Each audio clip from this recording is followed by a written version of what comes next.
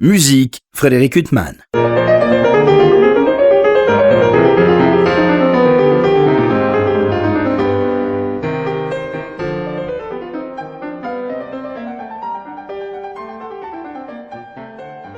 Bonjour, Frédéric Huttman au micro, j'ai le plaisir de vous retrouver pour un nouvel entretien.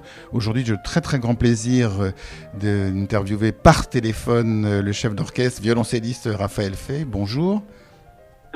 Bonjour monsieur. Alors vous êtes là en Belgique, je crois, et cette interview est réalisée à l'occasion de la parution d'un disque absolument magnifique, avec un itinéraire passionnant, consacré au compositeur Mstislav Weinberg, qui était né donc en 1919 en Pologne et qui est mort en Union soviétique en 1996. C'est un compositeur dont on entend, et avec beaucoup de bonheur, de plus en plus les œuvres, avec notamment, par l'entrelac de Gideon Kremer, qui a beaucoup joué l'œuvre de Weinberg. Est-ce que c'est de cette manière que vous l'avez connue, cette œuvre ? Notamment. C'est vrai que Gideon Kremer est certainement un des pionniers de la redécouverte de Weinberg, si je ne me trompe pas, à partir de la fin des années 90. Pour ma part, le coup de cœur est venu par le quatuor d'Annel, quatuor franco-belge, si on peut dire, qui a enregistré l'intégrale des quatuors à cordes. Et donc, après cet amour de cette musique est né, et vous avez choisi 3 œuvres qui sont...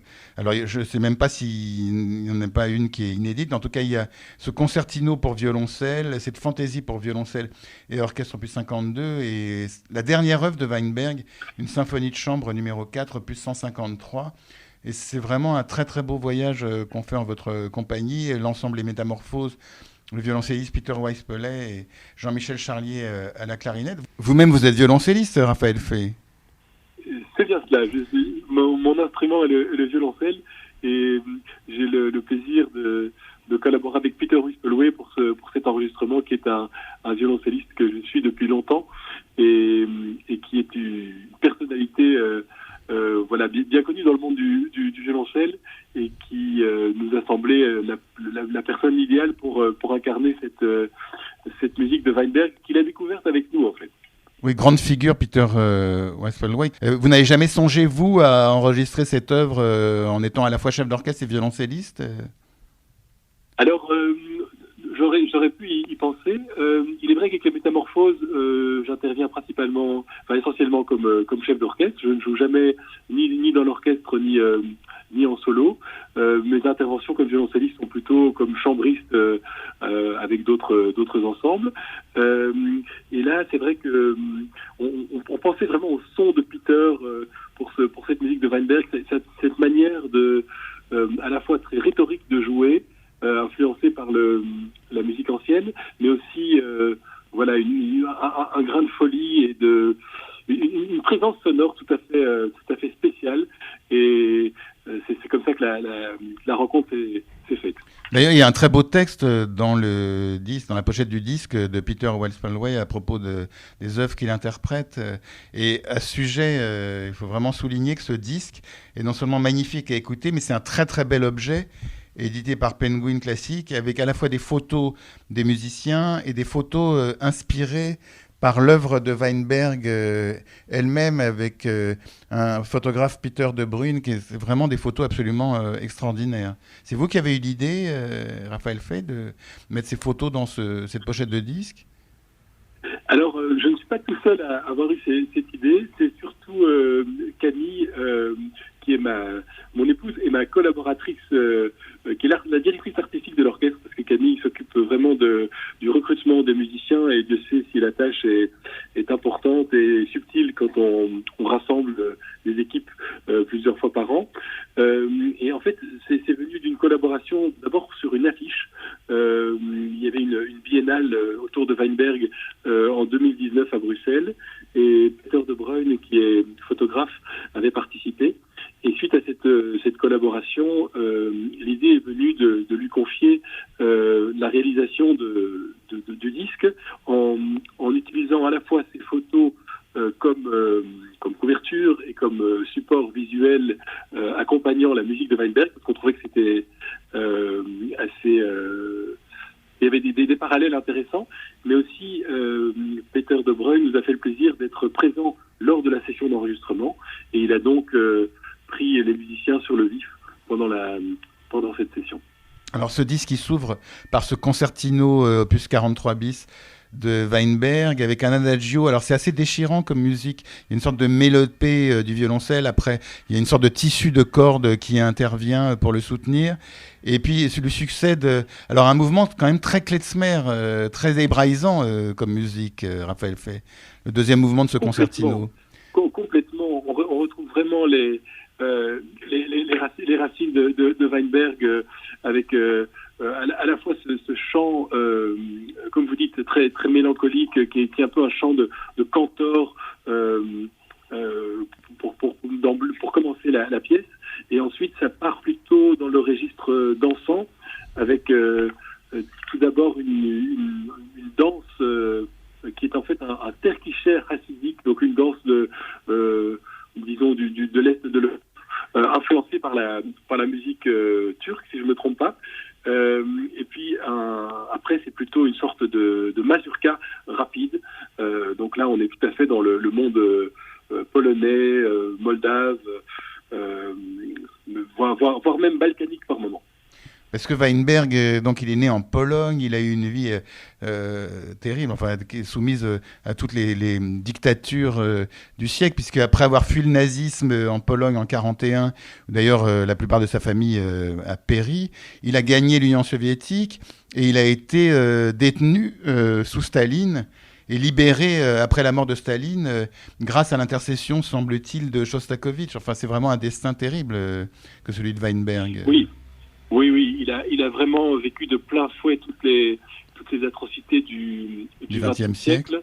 Et il se sentait d'ailleurs de la vie de ses proches redevable d'écrire et de consacrer chaque seconde à la réalisation d'une œuvre artistique. C'était sa manière de transcender cette biographie troublée.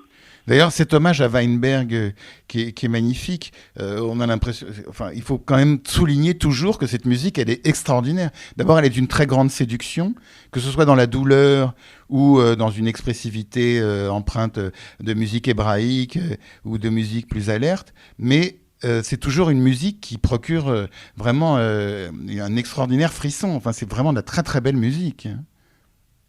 Oui. Et ce qui est incroyable, je trouve, c'est l'invention mélodique chez Weinberg. Ça peut paraître simple comme considération, mais il y a quelque chose dans les mélismes, dans la façon d'articuler les mélodies qui, d'abord, est tout à lui, mais qui renferme aussi toute une série d'influences et qui est toujours d'une inventivité extraordinaire. Donc, voilà, pour moi, c'est une des composantes incroyables de cette musique. Il y a peut-être un autre élément intéressant à relever, c'est que pendant toute l'après-Seconde Guerre mondiale, il était considéré comme un compositeur de musique de film en Union soviétique, tout simplement parce qu'il y avait deux catégories. Il y avait la musique de film et la musique savante, je ne sais pas s'il l'appelait comme ça. Et lui était du côté musique de film, ce qui lui donnait un peu plus de liberté que les compositeurs officiels écrivant de la musique de concert. Et donc il y a peut-être aussi dans sa musique quelque chose de cinématographique. D'ailleurs, il a fait la musique notamment d'un des grands chefs-d'œuvre du cinéma soviétique de l'après-guerre, qui est Quand passent les cigognes, une très belle musique pour un film qui reste un film magnifique, parce que beaucoup de ces films sous idéologie communiste aujourd'hui sont inregardables, mais Quand passent les cigognes, ça reste un très très beau film, et la musique de Weinberg est absolument magnifique. Raphaël Fay. Alors, en plus, il a, entre autres tragédies, il était le gendre de l'acteur Salomon Michaels, qui a été tué sous ordre de Staline en 1948, un assassinat, un pseudo-accident de voiture, et je crois qu'il est mort sous les yeux de Weinberg et de sa femme, qui était la fille de Salomon Michaels. Enfin, c'est un homme qui a été confronté à toutes les tragédies du XXe siècle, comme vous le disiez, nazisme, puis communisme. Et sa musique se ressent par la douleur un peu de ces tragédies, mais en même temps, il y a parfois de la gaieté, il y a des musiques très alertes. C'est pas seulement la douleur, Weinberg. Non, certainement pas. C'est toujours d'une grande profondeur, mais il y a toujours un rayon de lumière, et puis il y a toujours aussi une joie de vivre qui est présente. Il y a autre chose qui est intéressant quand même à étudier dans sa biographie, c'est que Weinberg a été malade en fait assez longtemps pendant les dernières années de sa vie. Je crois que c'était la maladie de Crohn. Il était donc en fait il vivait assez reclus chez lui les dernières années, mais il a continué à écrire vraiment. Je pense quotidiennement. C'est vraiment quelqu'un qui a vécu, pas toujours facilement d'ailleurs, mais de son écriture et qui s'est entièrement dédié à la composition tout au long de son existence. Raphaël Fay, juste pour faire un écart et quitter un instant Weinberg, il y a quelques années était paru un disque magnifique où vous dirigiez aussi ce même ensemble, les Métamorphoses, aux côtés du pianiste Julien Libert, et un disque consacré à Haydn, la symphonie La Passion, numéro 49, le 27e concerto de Mozart, son dernier concerto, et une œuvre qui était une découverte aussi d'un immense pianiste roumain mort trop tôt, Dinu Lipati, dont on ne connaît pas l'œuvre ici de composition, une très belle œuvre. Et ça, c'est vraiment un très très beau disque aussi, et qui montre que vous aimez sortir des sentiers battus. C'était une idée de Julien Libert ou une idée de vous, Raphaël Fay, cette œuvre de Dinu Lipati? Ça vient de Julien. Quand on a évoqué une collaboration, on a commencé par faire des concerts autour du 27e de Mozart, et on se connaissait aussi précédemment pour avoir fait de la musique de chambre ensemble, en quintette à clavier notamment. Et donc un jour, Julien me fait écouter cette pièce avec une vieille interprétation, un vieil enregistrement de 1942, Lipati jouant avec un orchestre très mal enregistré pendant la Seconde Guerre mondiale. Et puis on s'est dit, mais en fait, cette œuvre mériterait vraiment d'être enregistrée avec les conditions d'aujourd'hui, avec de bons micros et dans une salle de qualité. Et donc on a eu l'idée de l'insérer entre Haydn et Mozart pour souligner les trajectoires classiques et néoclassiques, même si j'aime pas tellement cette appellation, et donc présenter ce concerto pour piano et orchestre de chambre. Très beau disque également pour le label Evil Penguin Classique. Et on va revenir à Weinberg, Raphaël Fay, mais juste une parenthèse, vous êtes violoncelliste et chef d'orchestre, comment vous parvenez à conjuguer ces deux métiers, qui sont quand même chacun en soi des métiers très contraignants? Vous arrivez encore à travailler votre violoncelle comme vous le souhaitez? Pas suffisamment à mon goût. La priorité est vraiment à la direction d'orchestre. Donc, pour l'instant, mon temps est organisé avec des semaines de direction qui se succèdent. Mais régulièrement, j'ai aussi j'essaie d'entretenir la pratique instrumentale correctement. Et en général, quand je me produis au violoncelle, c'est en compagnie de quatuor à cordes, ou là comme ce soir je vais faire un concert avec le quatuor Karski, qui est un jeune quatuor à cordes. On va faire un sextuor de Brahms, voilà. Mais j'essaie de rester violoncelliste, parce que je pense que c'est pas possible de se séparer de son instrument, même si on est occupé avec la direction d'orchestre. C'est intéressant d'ailleurs, parce qu'il y a des chefs d'orchestre qui viennent de divers instruments, percussions, ça peut être l'alto, on pense à des grands chefs comme Carlo Maria Giulini, il y a plein d'illustres de vos confrères, oui,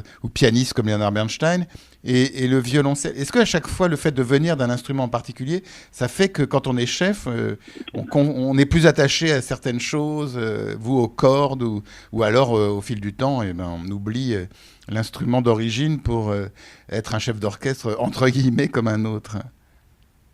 Oui, c'est une très bonne question. C'est une très bonne question. C'est vrai que finalement la direction d'orchestre, c'est un petit peu comme la mise en scène. C'est même si c'est un peu plus en temps réel que la mise en scène, puisqu'on intervient au moment de la prestation. C'est un recul qu'on prend par rapport à l'instrument. Qu'est-ce que ça peut avoir comme incident? Peut-être le fait d'être violoncelliste, c'est le soin pour les voix médianes, ou pour l'harmonie, le fondement la ligne fondamentale de basse. Mais donc oui, il y a pas mal d'exemples de chefs d'orchestre, les plus connus étant probablement Harnoncourt, Toscanini, Koussevitzky. Donc Koussevitzky, c'était la contrebasse. Je pensais à Barbirolli aussi, il était violoncelliste. Il y en a quelques-uns. C'est certainement un avantage de venir des instrumentistes à Archet, qui sont quand même une famille très présente dans l'orchestre symphonique, et ça permet peut-être de parler aux instrumentistes à Archet, aux cordes, dans leur langage. En dehors de cela, je pense qu'un chef doit surtout essayer d'apprendre le plus d'instruments possible finalement, et essayer d'être confronté aux différentes émissions de son, que ce soit les vents, les percussions ou les cordes. Ces œuvres de Weinberg qui sont très très belles à écouter, est-ce qu'elles sont très bien écrites pour l'orchestre? Est-ce que c'est très difficile pour l'orchestre à interpréter? C'est certainement une musique exigeante, très raffinée. Pour arriver à faire entendre aussi toutes les harmonies, toutes les subtilités, il faut passer beaucoup de temps. Il y a des grands changements aussi, des grands contrastes dynamiques, notamment dans la symphonie de chambre, qui vont vraiment d'un pianissimo à un fortissimo criant.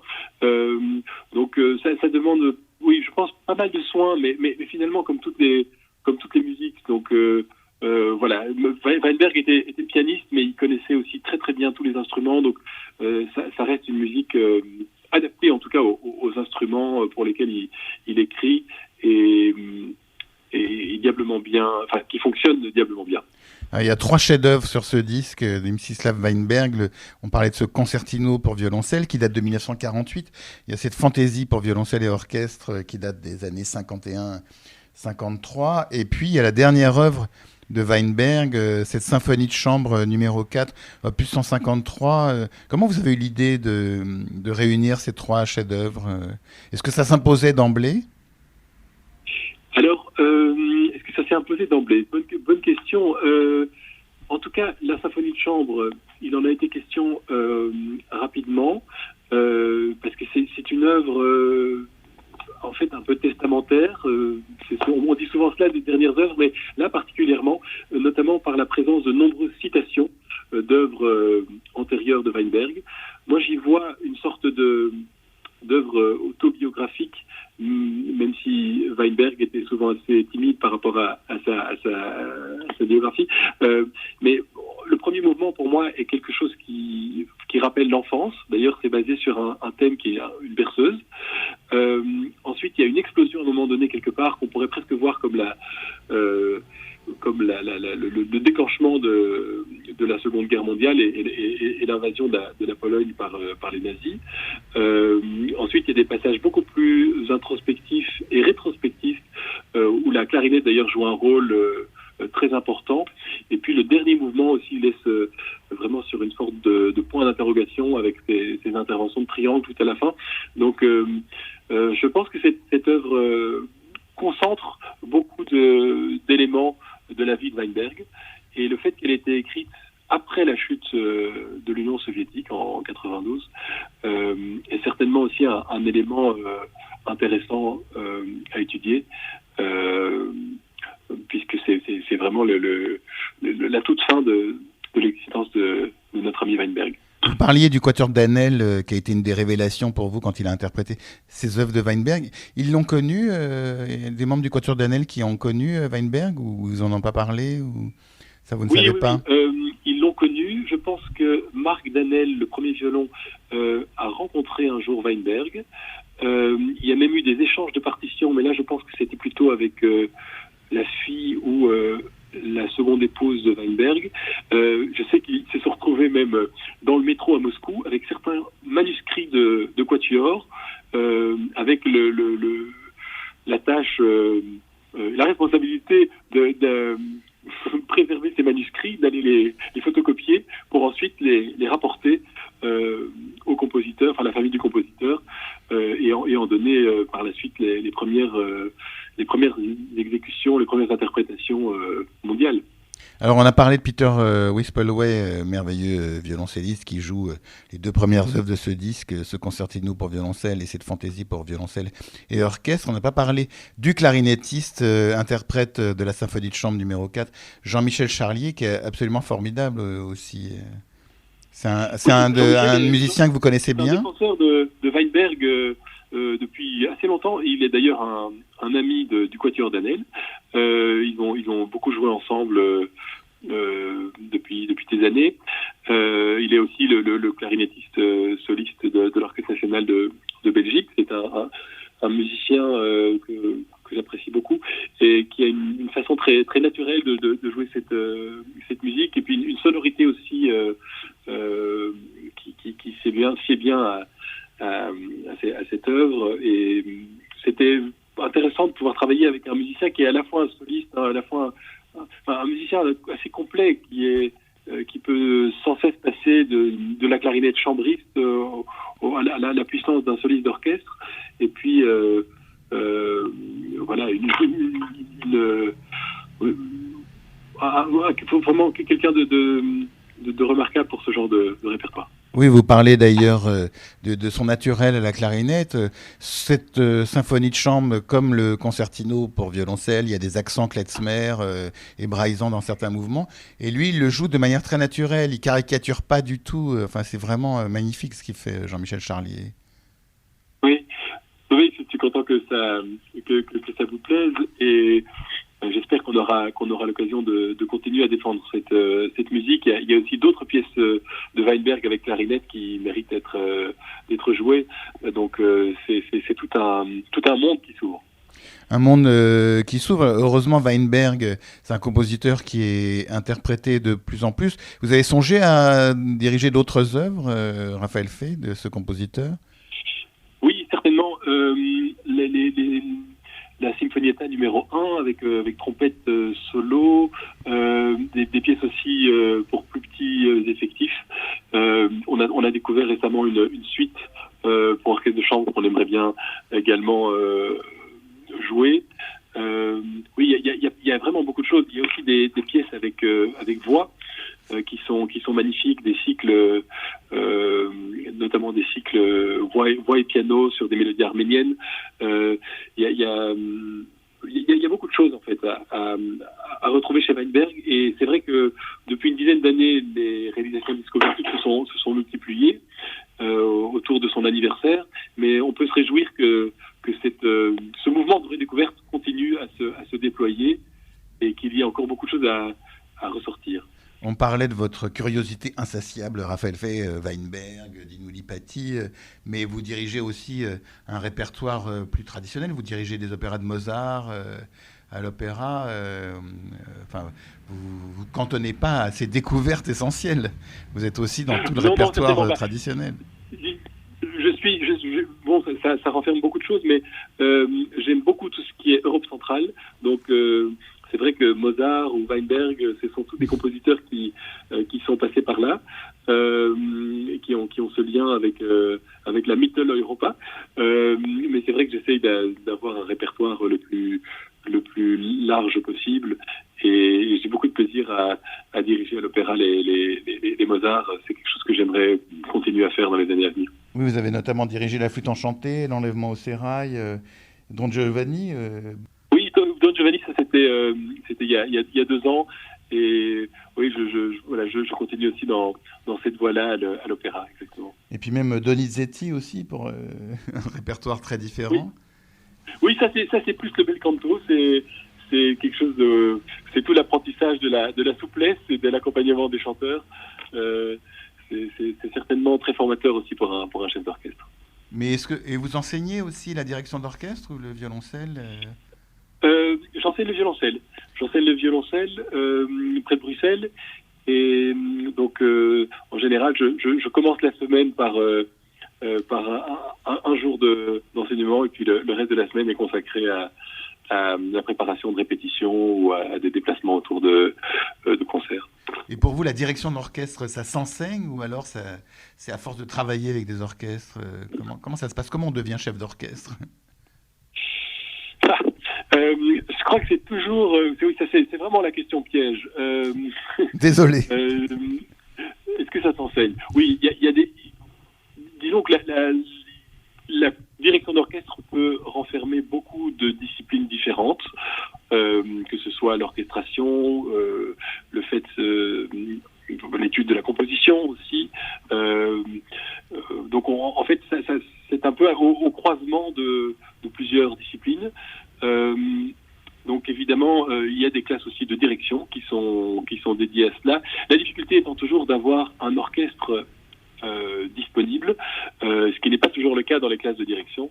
Et donc, le conseil qu'on peut donner aux jeunes chefs, c'est d'essayer de créer un maximum d'occasions de se produire avec des musiciens dans toutes sortes de configurations possibles. Et c'est là que le métier rentre, je dirais. En tout cas, pour en revenir à la direction d'orchestre, la vôtre, je rappelle l'apparition de ce disque absolument magnifique, consacré à Mstislav Weinberg. Vous dirigez l'orchestre Les Métamorphoses. C'est quoi? C'est une cinquantaine de musiciens, l'ensemble des Métamorphoses? Les Métamorphoses, oui, en général autour de entre 35 et 50 musiciens. Et on se réunit, en général 2 ou 3 fois par an, sous forme de sessions. Et je dirais que la force, c'est aussi d'avoir des musiciens qui viennent de différents horizons, mais qui ont l'habitude de se rejoindre plusieurs fois dans l'année, et qui du coup réservent ce temps longtemps à l'avance pour pouvoir travailler sur un répertoire, et souvent avec un projet discographique où on essaye toujours de grouper concerts et enregistrements. Mais ce sont des musiciens qui viennent de différents orchestres symphoniques et qui se joignent à vous. Tout à fait. Il y en a certains qui sont dans des quatuors à cordes, il y en a qui sont ou dans des ensembles de musique de chambre divers, aussi dans les orchestres, bien sûr. C'est assez varié. En tout cas, le résultat est absolument magnifique, et c'est vrai qu'on parlait des cordes, particulièrement dans le concertino pour violoncelle, c'est absolument sublime ce qu'elles font, les cordes derrière Peter Westphal. On sent un soin chez vous, une volonté d'envoûter l'auditeur. En tout cas, c'est parfaitement réussi. Mais ça, j'imagine qu'il y a eu un énorme travail sur les cordes dans ce disque. Oui, certainement. Il y a un travail de cordes très soutenu. Notre concertmeister y est pour beaucoup aussi. Je dois saluer Bogdan Bozovic, qui est un musicien qui vit au Danemark et qui dirige un ensemble là-bas, mais qui est aussi quelqu'un qui fait partie du trio à clavier de Vienne. Une des caractéristiques aussi de l'orchestre, c'est qu'on essaie de réunir des instrumentistes qui ont aussi une pratique de la musique baroque, de la musique ancienne. Ça ne suppose pas qu'ils soient, je dirais, que des baroqueux, entre guillemets, mais qu'ils aient en tout cas une curiosité et une pratique dans ce domaine, qui, je pense, apporte, notamment au niveau du bras droit, de la façon d'articuler les phrases à l'archet, une grande souplesse qui est très précieuse pour aborder toutes sortes de répertoires. En tout cas, un répertoire envoûtant que celui de ces 3 œuvres de Mstislav Weinberg que vous dirigez, l'orchestre Les Métamorphoses, avec Peter Westphal au violoncelle et Jean-Michel Charlier à la clarinette. On espère un jour prochain vous entendre diriger ces œuvres en France. Raphaël Fay, il me reste en tout cas à vous remercier infiniment d'avoir été par téléphone mon invité. Merci beaucoup Frédéric pour cette invitation. Pour illustrer cet entretien avec le chef d'orchestre Raphaël Fay, je vous propose d'écouter le concertino pour violoncelle de Mstislav Weinberg, une œuvre interprétée par Peter Westphal au violoncelle, l'orchestre Les Métamorphoses dirigé par Raphaël Fay. Cette œuvre sera suivie du dernier mouvement de la symphonie de chambre numéro 4 de Mstislav Weinberg, toujours Jean-Michel Charlier à la clarinette, l'ensemble Les Métamorphoses, toujours dirigé par Raphaël Fay. Merci pour votre écoute, bonne fin de soirée sur RCJ.